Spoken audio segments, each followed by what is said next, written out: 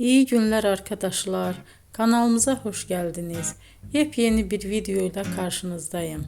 Elçin Sangu ve Barış Ardus'tan yepyeni karelerini sizler için düzenleyip video haline getirdim ve sizlere sunuyorum.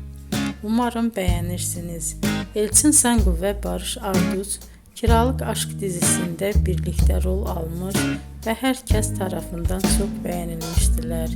Biz de onların en güzel ve en özel karelerini sizler için hazırladık.